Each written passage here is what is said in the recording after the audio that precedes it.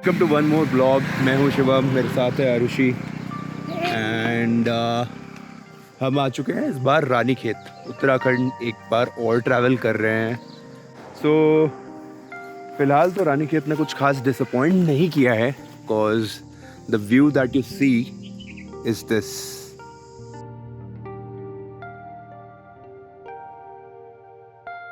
मचखली रानीखेत का छोटा सा लेकिन बहुत ही सीनिक हिस्सा है।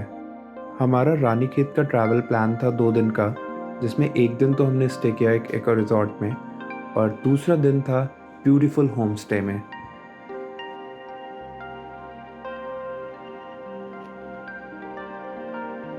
हमारा फर्स्ट डे का स्टे था हिमालयन इकोलॉजिस्ट की एक प्रॉपर्टी में, जिसको कि मचखली वुड्स के नाम से जानते हैं।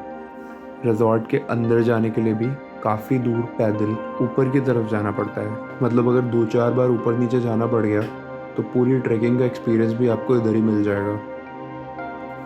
ऑल्दो ये रिजॉर्ट वैली के अंदर है, बट इतना ब्यूटीफुल बनाया है कि नेचर के बीच रहने का मज़ा आ ही जाता है।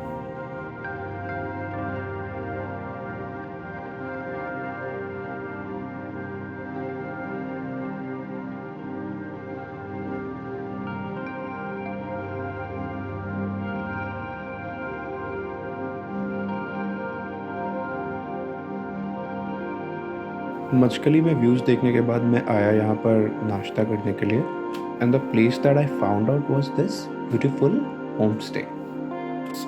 It's called valley view home stay and cafe. ये कैफ़े देखने में अंदर और बाहर से इक्वली ब्यूटीफुल है और उतना ही बढ़िया नाश्ता कराया है यहाँ के शेफ़ ने। जो चीज़ सबसे ज़्यादा स्टनिंग लगी वो यहाँ की बालकनी में से वैली का व्यू लेना। हमारे सेकेंड डे का experience was the best experience in Ranikhet, जहाँ पे हमें एक होम स्टे मिला called whispering Valley home stay. यहाँ पर पहले से रुकने का कोई प्लान नहीं था। जब हम वैली व्यू होम स्टे गए तभी हमें समझ में आया कि यहाँ पर एक्चुअली काफ़ी ब्यूटीफुल होम स्टेज हैं। थोड़ा पता करने पर हमें पता चला कि विस्परिंग वैली होम स्टे में there were some rooms available, जो कि फॉर्चुनेटली किसी एक रूम कैंसिल करने की वजह से हमें मिल गए थे। अदरवाइज़ ये मोस्टली प्री ऑक्यूपाइड ही रहते हैं। ओनर्स ने काफ़ी अच्छे से ये गार्डन को मेंटेन करके रखा हुआ है। इसमें पीछे की तरफ 2 विलास बना रखे हैं, जिसमें पीछे वाला villa is for the owner and आगे वाला गेस्ट के लिए अवेलेबल है।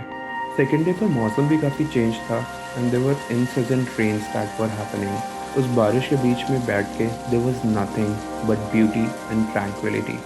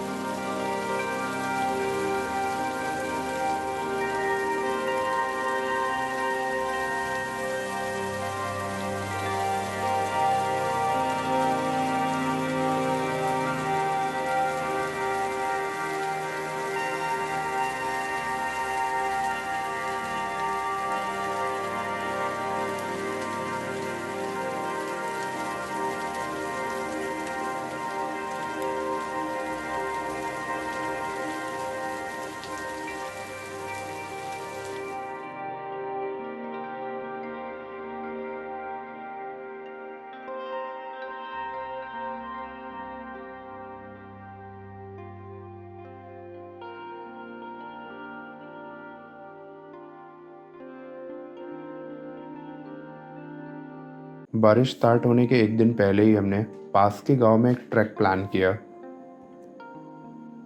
काफ़ी रैंडमली प्लान किया हुआ छोटा सा ट्रैक था और गांव के बीच से रास्ता खोजते हुए हम लोग ऊपर की तरफ निकलते चले गए। ऊपर पहुंचकर कोई समिट वाली फीलिंग तो नहीं आई, but there was nothing higher that we could reach out there.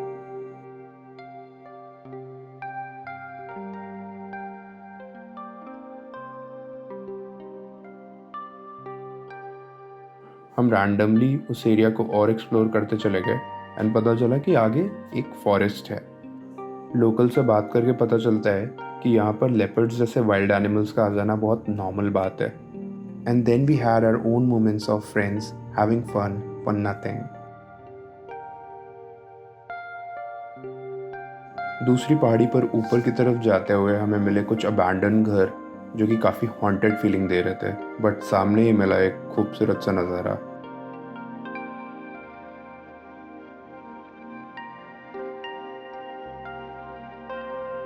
बीच में थोड़ी देर के लिए हम रानीखेत शहर पे गए।